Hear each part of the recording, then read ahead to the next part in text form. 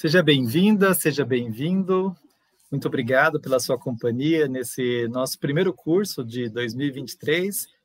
Eu e o professor Jung estamos retomando os nossos encontros com essa série de encontros chamada Desejo, Mercado e Religião. O nosso motivo, assim, o pretexto para o nosso encontro, a gente sempre se pergunta, né, sobre o que nós vamos conversar, qual vai ser o tema que nós vamos refletir. E dessa vez a gente resolveu aprofundar alguns aspectos inspirados num livro já, eu diria, clássico do professor Jung, Desejo, Mercado e Religião. Ele tem outra edição, né? Acho que uma terceira edição já, né, professor Jung? E a ideia que nos inspirou o encontro de hoje é a partir desse livro, Desejo, Mercado e Religião. Você está travado? Parece que o professor Jung está... Eu estou com problema de conexão. É meu ou seu problema? Se não, teu não pipicou. Não, o meu está funcionando bem. A gente estava conversando antes e estava funcionando bem. Vamos ver lá. O André, que já chegou, diz aí para a gente. Está funcionando bem ou não, André? Por favor. Bem-vindo, né? Bem-vindo quem está chegando. Diz aí um oi para a gente. Espero que seja só uma instabilidade de começo, né? Bem, enquanto a gente está aqui... Ah lá, o André falou que foi o seu que deu uma travadinha, Jung, mas acho que já voltou. Tá. Bem, eu estava dizendo ao Jung, né, que o livro é um pretexto, Desejo, Mercado e Religião, é uma articulação, essa articulação entre os temas do mercado, economia e religião, é um setor da teologia na América Latina que se dedica a isso, né? O Jung é um dos grandes nomes, mas uma novidade dessa abordagem é de trazer o tema do desejo para ser discutido juntos.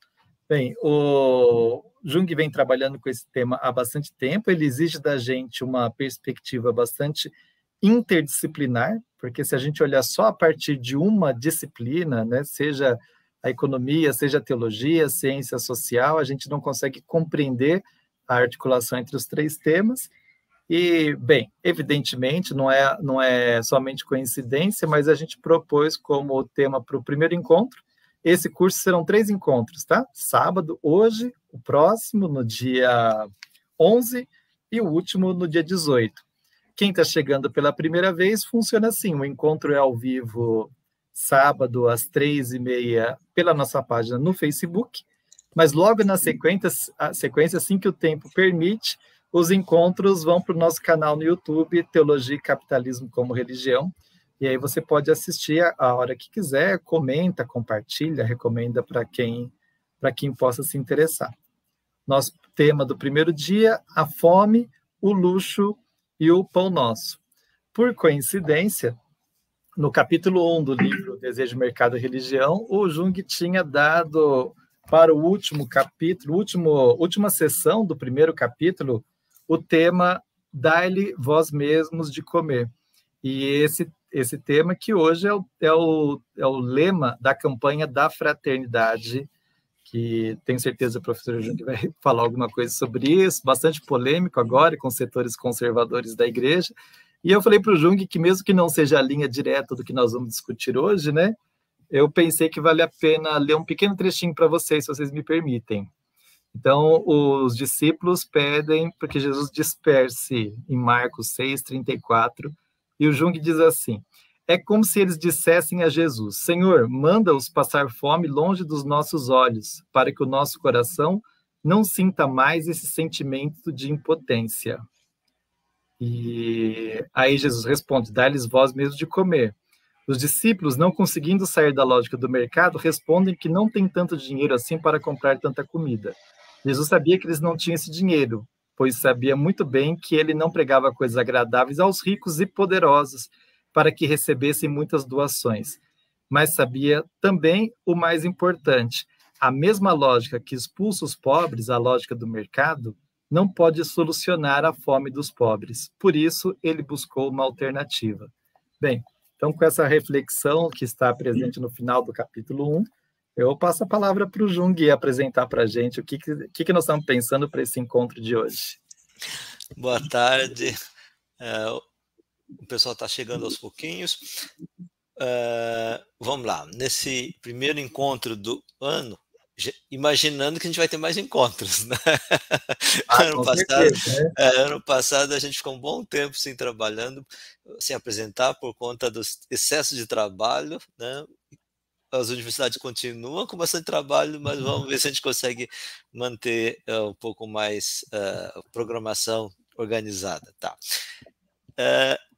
O tema do desejo, mercado e religião, né? Quer dizer, tem uma coisa interessante que é, normalmente, quando se falava na teologia e também nas ciências humanas, desejo era uma questão da sexualidade. Né? Ou você falava de desejo em termos freudianos, né? Ou quando se falava a partir da moral, desejo era uma coisa ruim. Tá bom? Ou tinha toda uma discussão sobre, não, moral sexual também Deus, desde da narrativa do Gênesis, diz que Deus viu que tudo era bom, o corpo era bom, então, portanto, também faz parte da sexualidade, e não saia muito disso. Né? E aí introduziu o desejo, mercado e religião numa perspectiva da teologia da libertação, criticando o mercado, foi uma novidade. Pum, né? Foi o livro que teve mais impacto do que já escrevi. Assim, eu lembro que quando eu lancei esse livro, acho que faz uns 20 anos, 20 e poucos anos, eu fui dar uma palestra, era uma Assembleia dos Padres, uma coisa assim do Estado, e acabou 100 livros que eu tinha levado, outros 50. Assim, eu tive que pedir para a livraria, editora, ir lá levar onde eu estava na palestra. E quando fui fazer o lançamento, que foi 2 semanas depois, já tinha acabado a primeira edição. Nossa! Então foi, acho, a única vez que, por conta da novidade, né? E aí continuei trabalhando essa questão, né? E aí o nosso tema é a fome. E eu só vou um pouco fazer um comentáriozinho, né? Eu tinha comentado que sexualidade era a questão central da teologia moral, né? O pecado era o problema do sexo. E uma novidade em termos de teologia moral foi na época de 80, que tinha um livro chamado Moral de Atitudes, do Marciano Vidal. Não sei se você não foi dessa época, mas a teologia. Você não fez teologia, né? Você não fez filosofia. Não. Na teologia moral, você tinha. O grande livro era dele, de 3 volumes, o volume todo dava 900 páginas. E ele foi conversar, veio na América Latina, tá? Que era discutir a questão de teologia da libertação, que estava novidade e tal. E ele estava no Chile e conversou. Aí quem me contou isso foi um padre, teólogo. O cara, Marciano, disse: então você gostou do livro? Não. Por que não? Falei: você teu livro tem 900 páginas e a única vez que aparece a palavra fome é para falar mal da greve de fome. Um livro de teologia moral que não fala da fome dos pobres não me interessa. Foi um pau. E depois o Marciano Vidal vai mudar a edição seguinte, ele introduz a questão do pobre. Então, assim, os teólogos morais normais, entre aspas, da teologia da igreja, discutia o pecado era o sexo.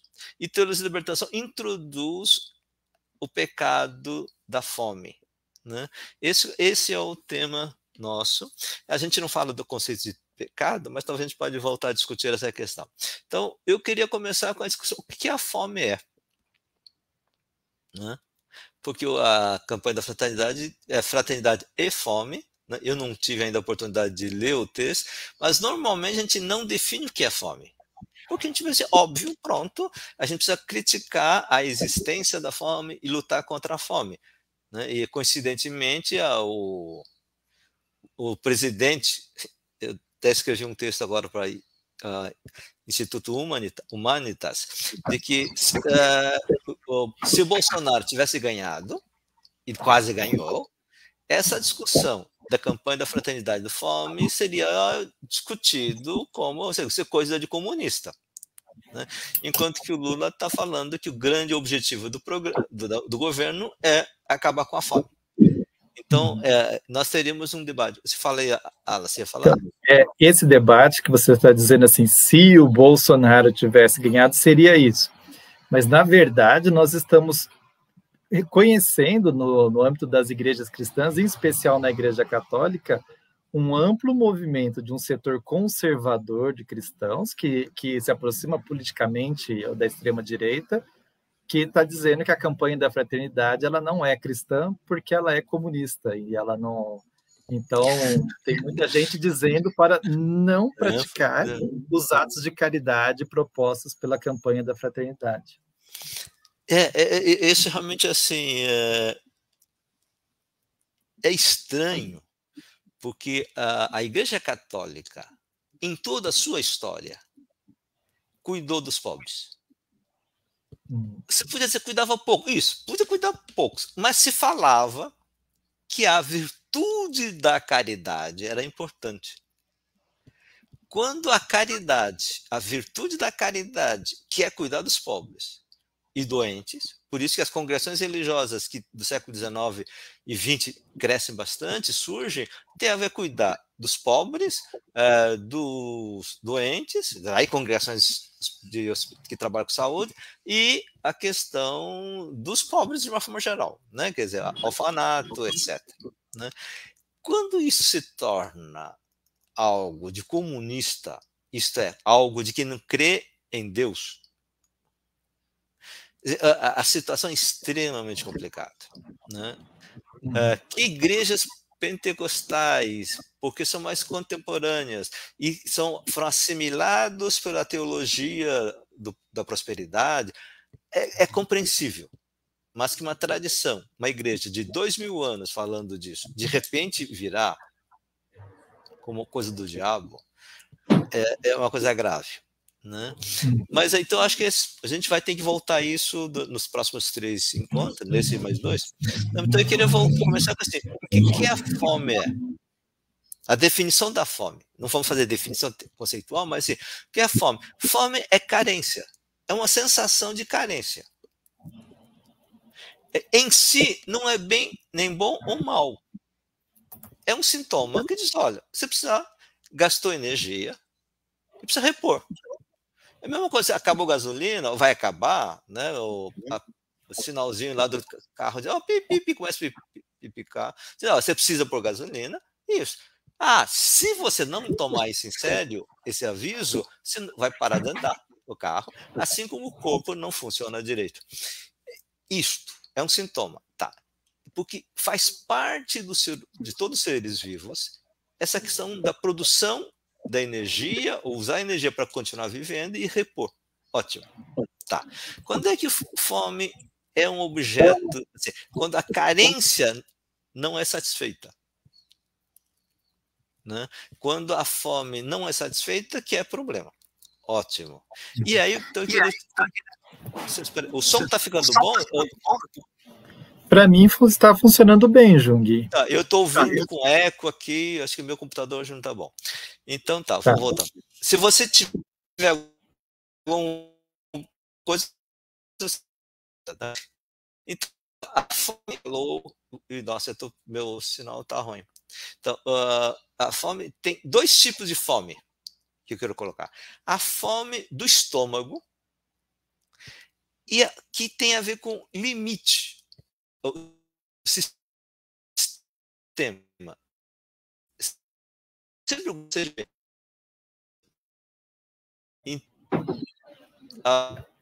alô. Acho que Oi, Jung, acho que o seu computador tá. Hoje a conexão não está muito boa.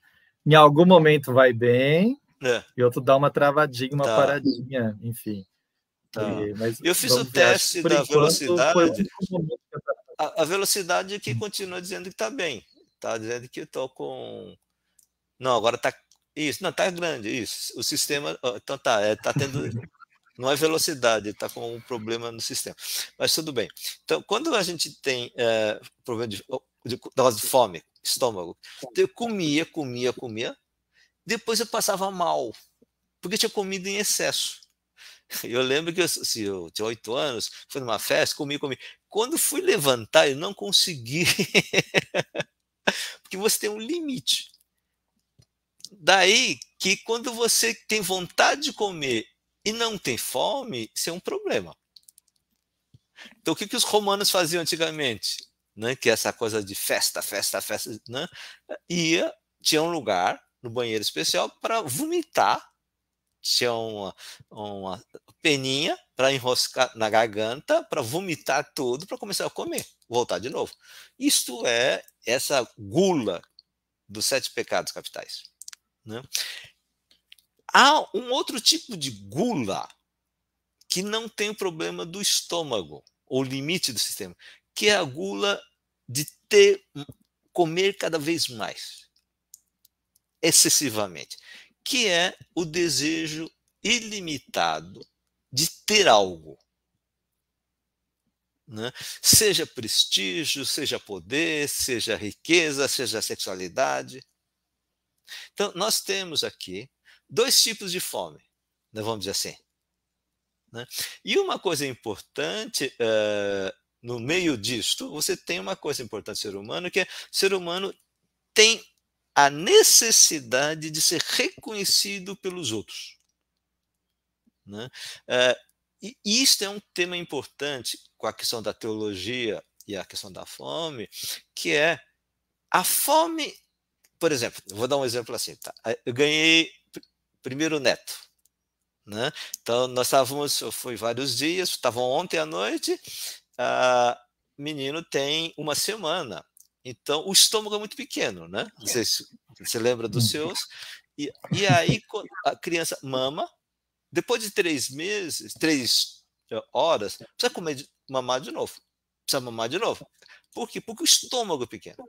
Então, na primeira vez que foi uma visita no hospital, a Tabata, minha filha, deixou o menino sem mamar porque tinha visita. Aí a enfermeira entrou e falou: não, fome mamada da criança é sagrada. Expulsa a visita. Tá?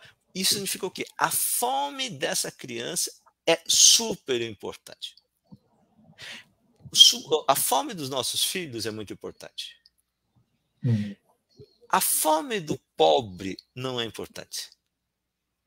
Então, o problema não é a fome, é a importância da pessoa que está com fome.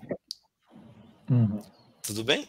Então, aqui nós temos uma dimensão ética do discernimento de quão importante é essa pessoa que tem essa fome.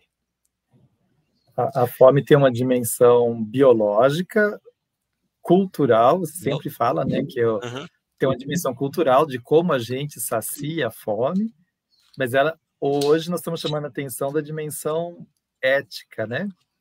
Olha lá, o Claudinho está deixando parabéns aqui, eu também já registrado parabéns para parabéns, Ju e Elinda, que são novos avós, que tenham muita saúde e felicidade. Né? Então, essas pessoas são importantes, a fome dessas pessoas são importantes. Então, para a sociedade, não porque é pobre, ou porque é estrangeiro, ou porque é órfão. Do que a Bíblia fala? Não, a fome de todos é importante. Mas essa criança é órfã e não tem os pais para cuidar dele. Então se vira. Aí Deus vai dizer: não, a aliança que eu fiz com o povo, vocês, é que vocês têm que cuidar dessas pessoas, a fome dessas pessoas, porque essas pessoas são importantes. Por que são importantes? Para quem? Se são totalmente sem família? Para mim, Deus. Então, Deus diz: eles são importantes para mim, ou para ela, daí sem discutir se Deus é homem ou mulher. Né? Então, nós temos essas 3 coisas. Né? E aí, pessoas que têm fomes de desejos ilimitados, se sentem carentes, também dizem: eu sou mais importante do que os outros, portanto, eu preciso realizar o meu desejo de ter um iate de 500 milhões de dólares, que agora chegou. Antigamente eu dava exemplos de carros de 1 milhão ou 2, 3 milhões de Ferrari. Agora, como a riqueza aumentou de uma forma brutal e muita gente tem Ferrari, então os super fortes, ricos, dizem: não, eu quero 500 milhões de dólares, iates de 500 milhões de dólares. Por quê? Eu tenho esse direito. Por quê? Porque eu sinto uma carência dentro de mim. Então, o desejo está conectado com carência, né? Então, aí vem a diferença, né? A fome tem satisfação, é necessário e precisa satisfazer se uma pessoa morre, e você tem uma coisa limitada. Não, pronto, resolveu, não tem mais por um tempo. Quando você tem o desejo ilimitado, porque você tem uma carência ilimitada de realizar isso, que não são importantes para a sociedade e para os outros, mas é para mim. Portanto, se vocês me reconhecem como super importante, vocês vão me oferecer condição de realizar o meu desejo e satisfazer a minha carência. Deu para? Eu acho que essa coisa, os 3 níveis é importante. Fala lá. Então, a diferenciação que você está propondo para a gente é que a carência, diferente da fome, ela pode ser ilimitada. A fome, ela tem a fome em si, você pode ter desejo de comer mais, mas a fome em si, ela é saciável, né? Ela tem um limite físico-biológico. Agora, acho que a coisa mais importante que você sempre diz para a gente, para quem foi seu aluno e está aqui participando, é a ideia de que a fome em si ela não é ruim, ela é uma coisa boa, né? Porque ela faz parte da experiência humana. A campanha da fraternidade é contra a experiência de não poder saciar sua fome. E a fome da comida. É importante isso. Você tem a fome do reconhecimento. Pessoas que não são reconhecidas por ninguém tendem a suicídio. Prefiro morrer do que viver numa situação em que ninguém me reconhece. E biologicamente, neurocientistas ensinam que crianças que não recebem o reconhecimento do olhar das pessoas que cuidam dela têm carência neurológica. O cérebro não cresce. É impressionante isso. Isso já teve testes, né? Foi na guerra da Iugoslávia, né? Que teve 2 orfanatos semelhantes, com o mesmo tipo de comida, só que um orfanato teve pessoas que cuidaram, crianças, tiveram afetos, e outras que só tiveram comida. E depois foram testar o que aconteceu 2 anos depois da guerra. As crianças que tinham tido afeto, olho a olho, cresceram mais fisicamente do que com os que não receberam, e cerebralmente também. Um tinha mais capacidade neurológica cerebral do que o outro. Então, isto é algo importante. Tá. Agora, a gente também tem, além disso, o desejo de coisas grandes. O que chamaria desejo de encontrar Deus. Essa é a ideia do infinito. Esse desejo infinito não é saciável pelo próprio conceito de infinito. Mas, então, o que a espiritualidade vai dizer? Olha, você não pode, não queira chegar a isso, porque isso não é possível. Portanto, realiza aquilo que é possível, fique contente com o que pode. No mundo moderno, particularmente no capitalismo, vai dizer não. Eu tenho o direito de realizar o ilimitado, o infinito. Então eu quero isto. Aí você quer o quê? Eu quero, por exemplo, que todos vejam que eu tenho o máximo. Eu quero que as pessoas, eu sinta isso. Tá, como é que você chega a isto? Você não pode ver isto, você não pode nem imaginar, não pode nem pegar. Aí o que você faz? Por exemplo, ele está falando, compra iate de 500 milhões. Isso mostra o quê?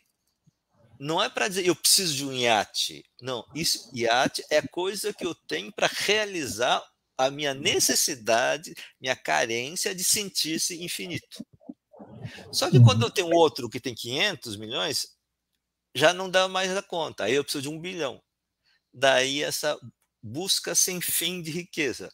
Só que não teria problema se se não fosse o caso, por exemplo, o dono do Amazon, que eu comecei a ver essa questão quando tinha saído pela primeira vez $500 milhões de iate, né? Ele tinha ganhado, ele tinha 120 bilhões de dólares, então tá, 500 milhões não faz diferença nenhuma. Como é que ele conseguiu ter isso? Explorando um monte de coisa. A gente vê isso porque os funcionários do Amazon eram proibidos de pertencer a um sindicato. Eles tiveram que entrar na justiça para poder se sindicalizar. E para isso, para poder manter o controle do salário baixo, para ele poder ficar comprando infinitamente. Então você oprime a vida de pessoas para tentar realizar o infinito. Isso é o que a gente chamava nos cursos já de desejo por um Deus sacrificial, um Deus que mata.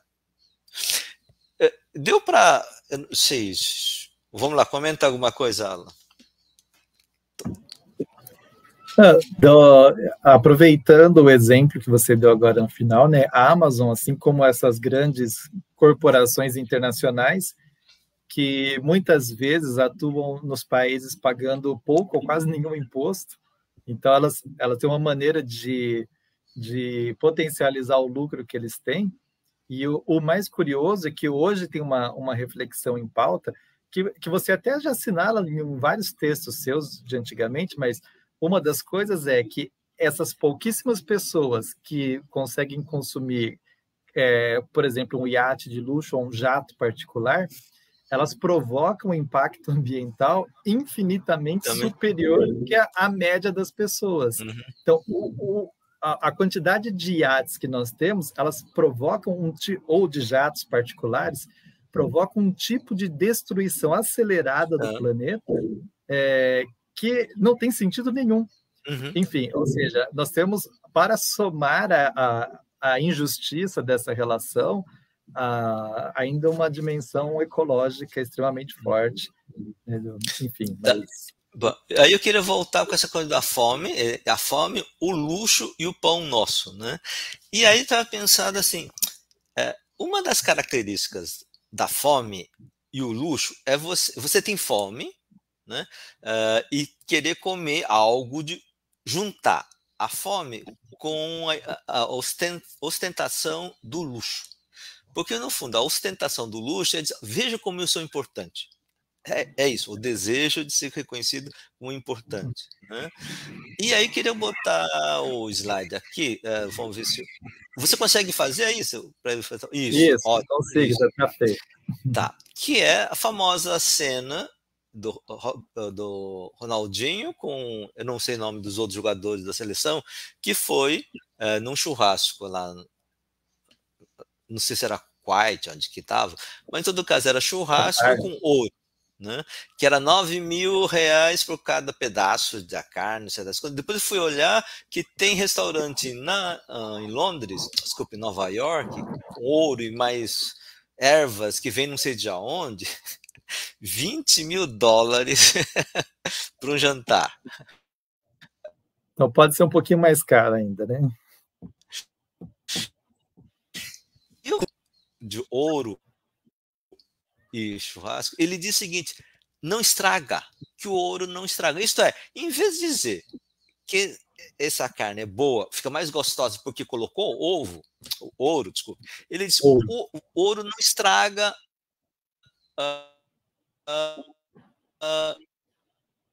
carne. Isso, fiquei fora da área, de novo, cotação está ruim, conexão está ruim. Agora mas vá. Então, se você te colocasse, olha, como se fazia na Europa, assim, olha, vai para lá da Europa, vai o navio até Índia para comprar umas especiarias e aumenta sabor, ótimo, faz sentido.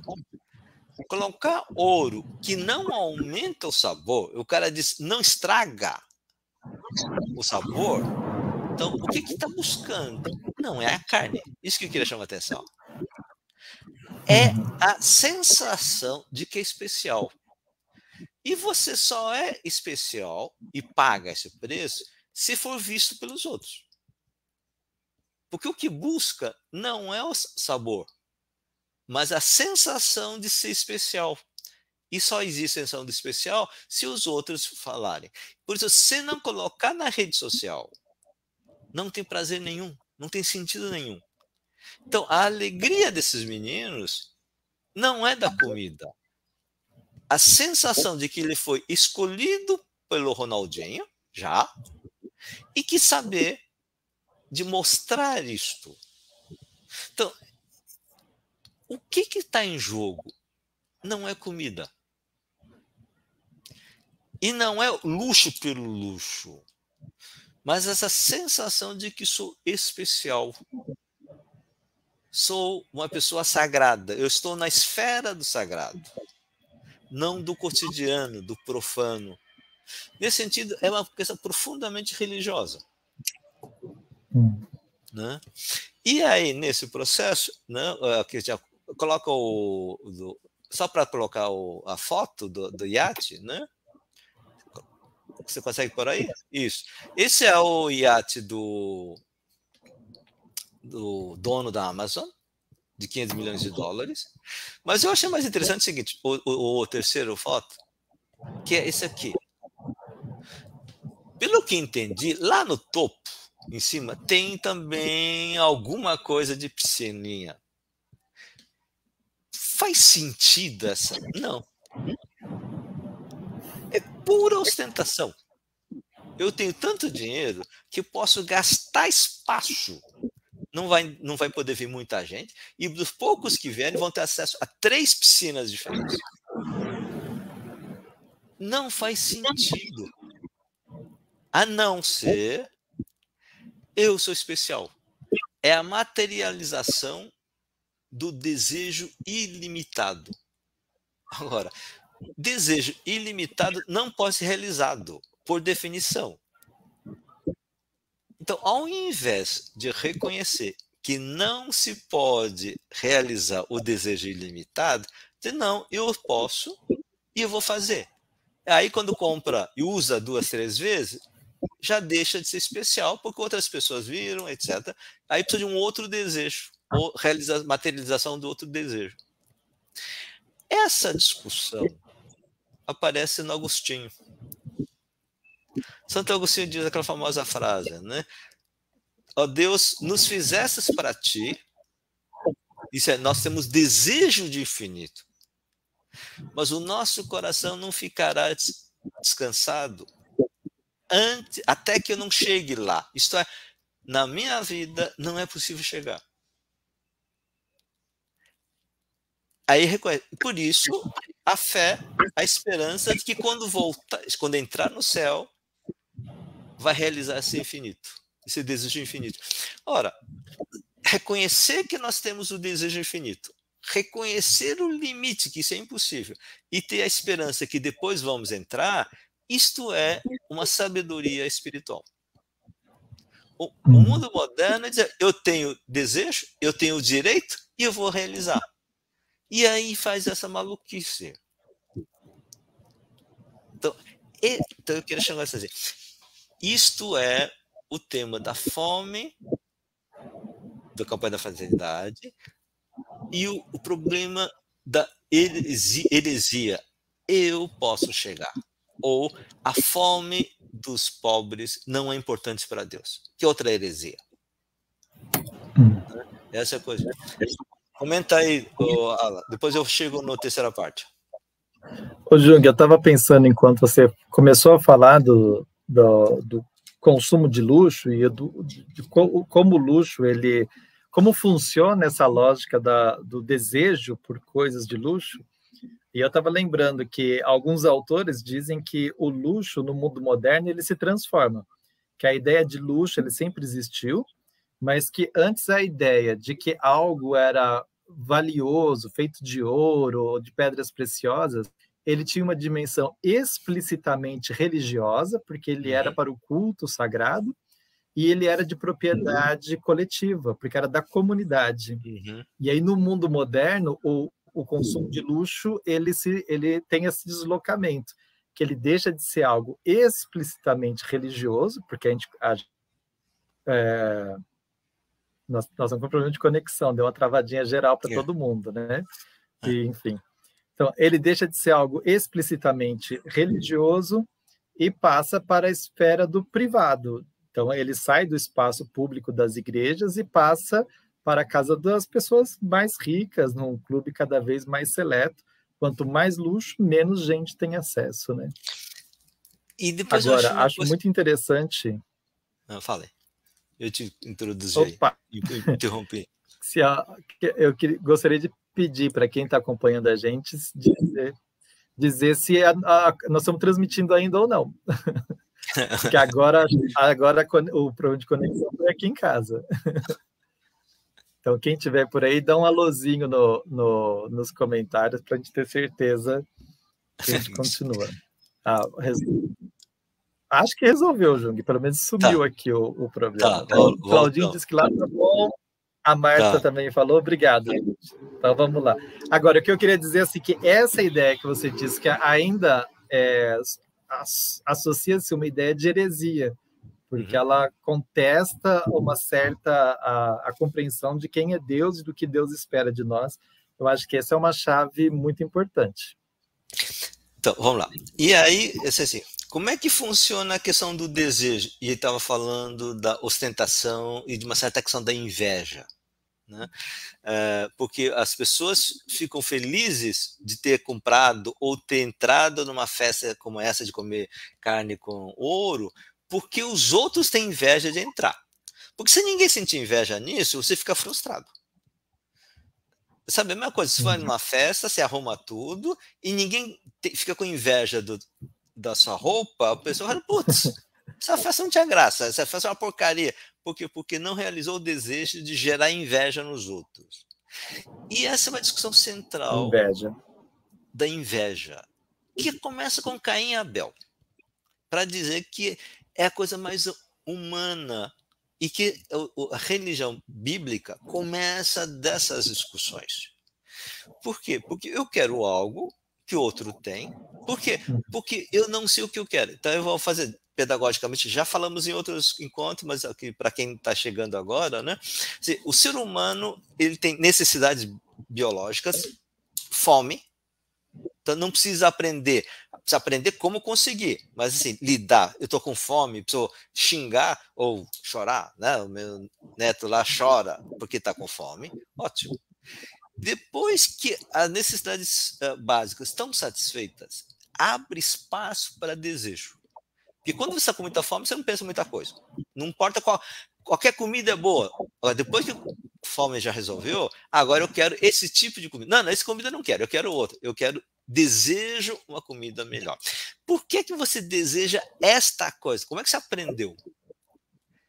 Porque a fome a gente aprende biologicamente, organicamente. E o desejo, como é que a gente aprende? Não, eu nasci desejo. Não, você nasce com possibilidade de desejo. O que desejar é aprendizagem. E aí a gente aprende com o outro. Assim como a gente aprende a ser como ser humano, é como, alô, Alan, você está me ouvindo? Pipocou aí, parou aí, Alan? Alan, você está ouvindo? Nossa, hoje está muito difícil. Alan? Aí voltou? Você está me ouvindo, Alan? Alan? tá difícil.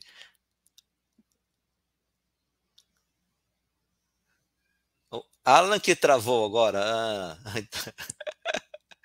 Nossa, hoje está difícil. Ela agora está girando. Alan? Voltou? Oi. Voltou? Eu não sei, acho que voltou.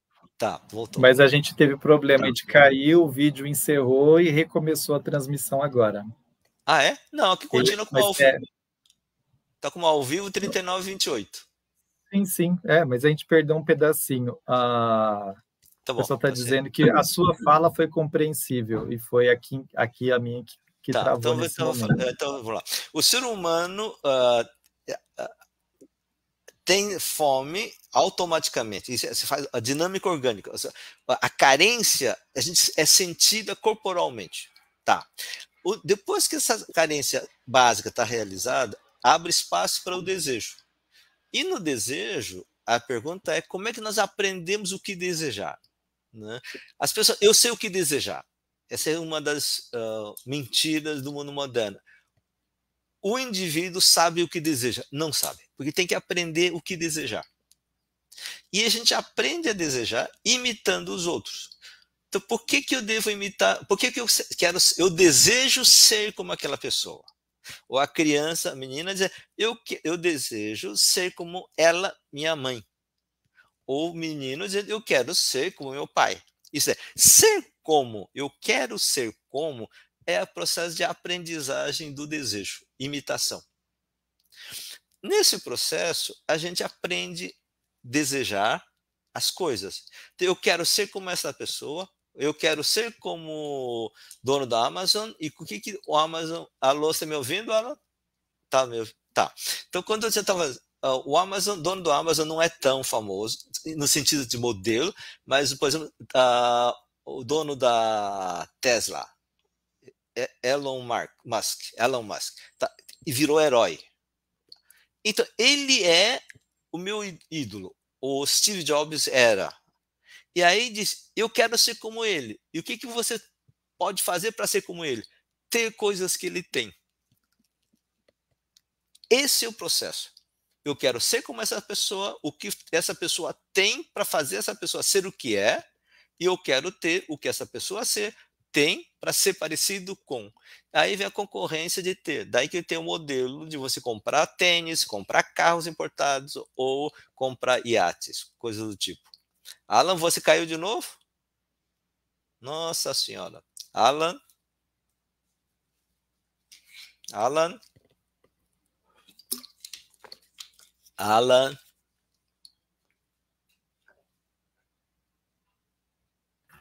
Tá difícil hoje, hein? Hoje está um desafio.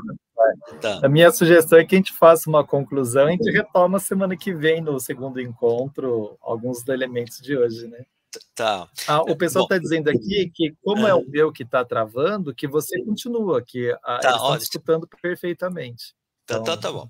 Então, nós estamos aprendendo isso. Então, a gente aprende o modelo como se deseja. E a gente deseja algo comparado com aquele que é meu modelo. Modelo de comportamento, que normalmente a gente fala na sociedade, e o modelo de desejo. Eu quero essas coisas que essa pessoa tem. Essa questão. Então, é o problema da concorrência. E os outros têm a inveja, porque não conseguem ter o que os outros têm.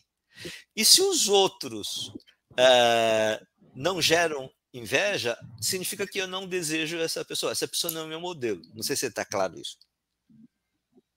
Sim, então, a pessoa...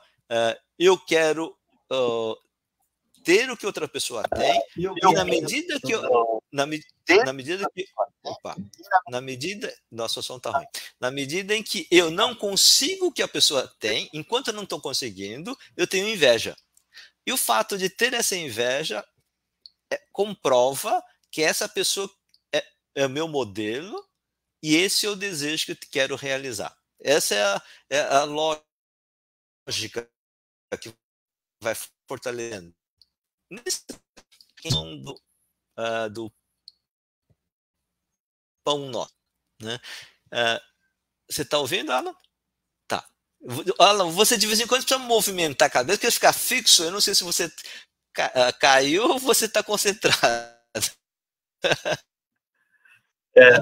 Hoje está um exercício de paciência para quem está nos acompanhando e mesmo aqui. Então, toda vez que está aparecendo a conexão travada, eu fico travado mesmo, não é?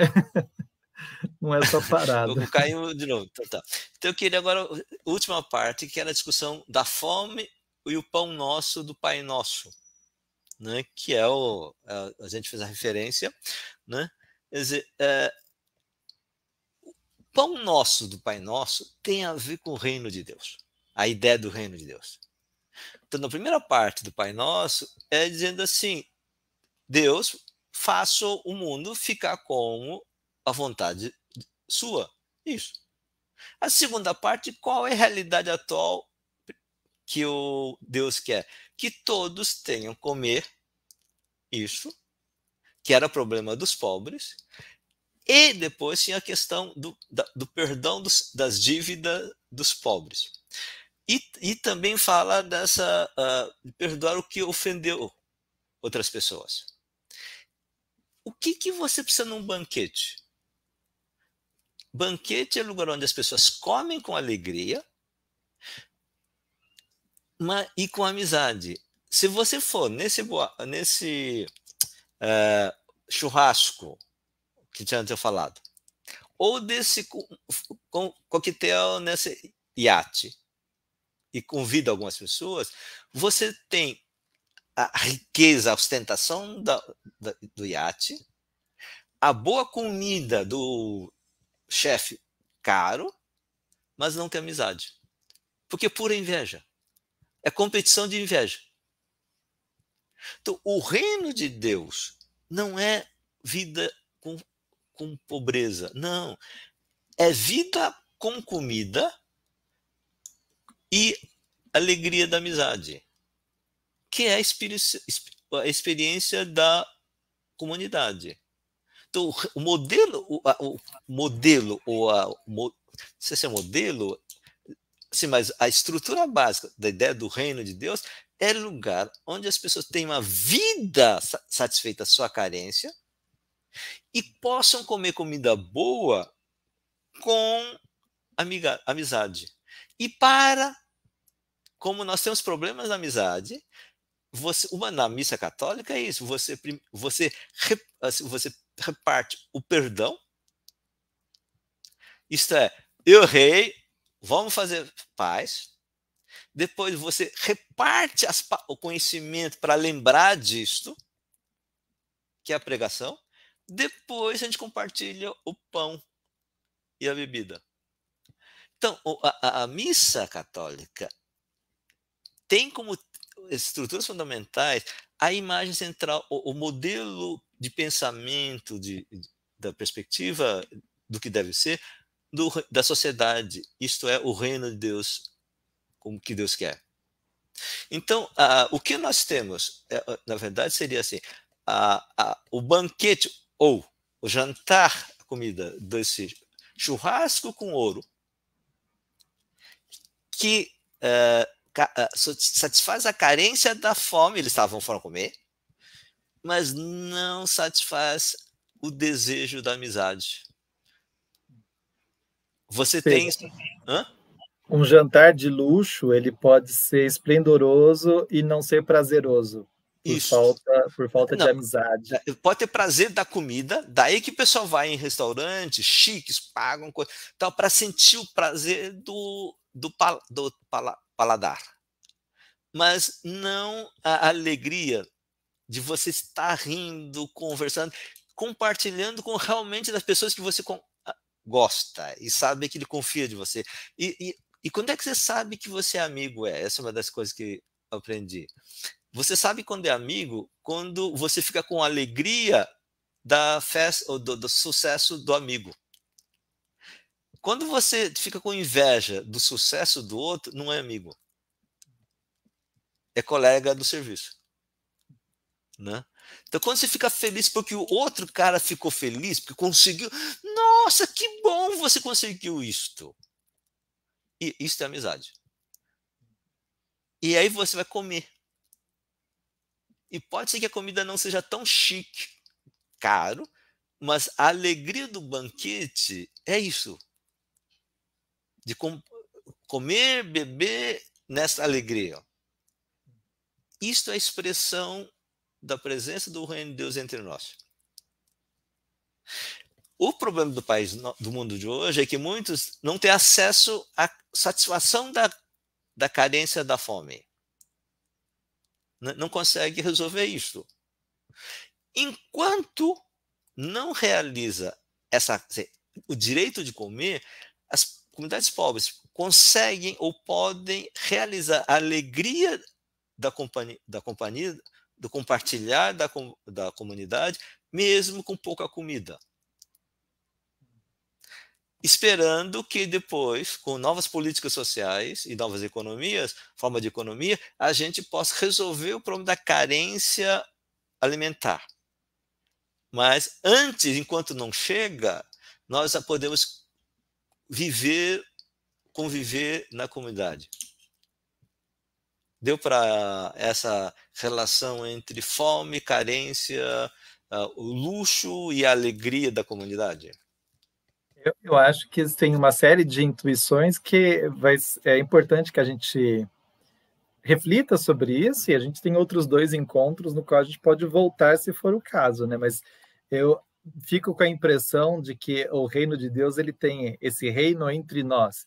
Ele tem essa vantagem de que é possível, pela alegria do encontro e do reconhecimento do outro na amizade, como você diz, ele nos permite, com pouco, com o simples ou com o básico, ele nos permite uma vida plena, feliz, realizada. Enquanto que o luxo, a ostentação, baseado na inveja, por mais que se tenha, ela pode resultar na sensação do vazio e da frustração do mesmo jeito, né? Então, é necessariamente, porque a relação de inveja não pode realizar a carência, a satisfação, não pode realizar a satisfação da alegria do reconhecimento de amigos. Porque você é reconhecido por um cara que tem inveja. Aí não te realiza. Isso Hegel, de uma certa forma, discute sobre a dialética do senhor e escravo. Tá? Mas não precisa entrar nessa discussão. Quem tem acesso ao livro Competência e Sensibilidade Solidária, tá? Que está na internet, vocês podem achar esse livro, que eu escrevi com o Guarson, tem um capítulo sobre desejo, e eu trabalho com a questão do Hegel, o problema da carência, a relação entre senhor e escravo. Né? Porque a ideia fundamental é na relação, se você vence, você na luta, na guerra, você quer reconhecimento do outro. Aí você é reconhecido que você é superior. Tá. Só que o reconhecimento que o cara dá para quem venceu é de quem é vencido. Portanto, o reconhecimento dele não satisfaz. E aí você precisa entrar em outra guerra para pedir reconhecimento do outro, que quando você ganha, ele te reconhece, mas é reconhecimento do vencedor. Então não serve. Então é a busca sem fim. É o cara que quer dizer, eu sou o número 1 do mundo, e eu quero que vocês reconheçam que sou o cara mais rico do mundo. Tá bom. E o cara que reconhece tem um reconhecimento que não satisfaz ao vencedor, porque ele é derrotado. Então fica a frustração. Agora, quando você tem um reconhecimento entre amigos, você é feliz porque o outro te reconhece. Porque não tá em guerra. Na amizade. É essa coisa que comunidades religiosas buscam, nem sempre, né? Porque na comunidade religiosa também começa uma briga, quem é o que é mais superior, quem é mais santo do que o outro. Aquela concorrência de quem é mais santo do que o outro, já percebeu que nenhum dos dois são santos. Eu acho que quando você traz essa dimensão da amizade, a amizade, ou o Papa Francisco fala amizade social, fala da ideia da vizinhança, né, do prazer de viver com outras pessoas que são diferentes, mas que a gente convive com elas e cria essa relação de vizinhança. Eu acho que elas são maneiras da gente olhar que elas não são a invenção de algo totalmente irrealizável. Na verdade, é uma aposta num certo modelo que em alguns lugares existe com maior força, outros eles estão perdendo essa vitalidade, mas que elas são experiências dos pobres, das comunidades, né? E que são presentes em nossas comunidades religiosas também. E não só nos pobres. Você tem pessoas que não pobres, que realmente têm experiências reais de amizade. Né? Então, aí precisamos assim, especificar, né? Nós estamos falando de amizade, não como amizade, como se diz, colegas, amigos, né? Igual nos Estados Unidos, ele é meu amigo, tá aí, qual é o teu nome mesmo? O amigo de Facebook, né? Tem 4.700 amigos. Isso não é isso, né? Então, mas quando você tem a experiência da amizade, conhece o que é realmente verdadeiro, o que você realmente deseja na sua vida. Então a gente pode voltar a essa discussão do desejo, né? Quer dizer, o que nós desejamos de verdade? Não é a competição para ver quem vence na inveja, quem tem mais inveja do que o outro, ou é capaz de gerar inveja em outras pessoas, mas é o caminho de você encontrar-se uns aos outros, reconhecer-se mutuamente, que é o tema do amar ao outro como a si mesmo, né? Num dos evangelhos, no final, Jesus fala isso, né? Não me chamo mais de, não sou mais mestre, eu chamo vocês de amigos, né? Eu acho É que uma essa. passagem muito bonita. Aliás, talvez seja das primeiras que eu aprendi de cor assim na Bíblia, foi essa. Ah, é? Repete Acho então. que nosso Se tempo você, se, tá... tá, se você decorou, me fala a frase aí, que eu não lembro exatamente. Alô? Nossa, gente, olha, vocês estão aguentando essa transmissão picadinha com esses problemas até agora, é que vocês têm muita consideração por nós, amizade talvez, né? Uhum. Ô, Jung, nós estamos passando de uma hora, a conexão não está ajudando. O tema da semana que vem é desejo, inveja e teologia, então nós vamos voltar nessa categoria da Uhum. inveja.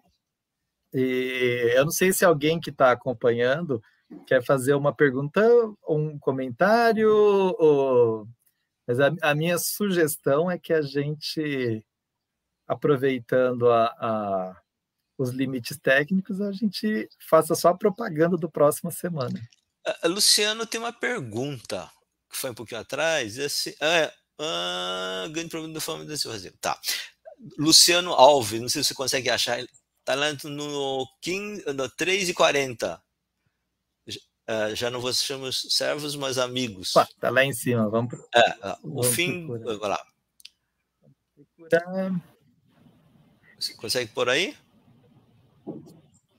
Estou procurando. Achei. O fim da pobreza é uma utopia ou pode se tornar uma realidade, já que existe uma variável além da concentração de riqueza?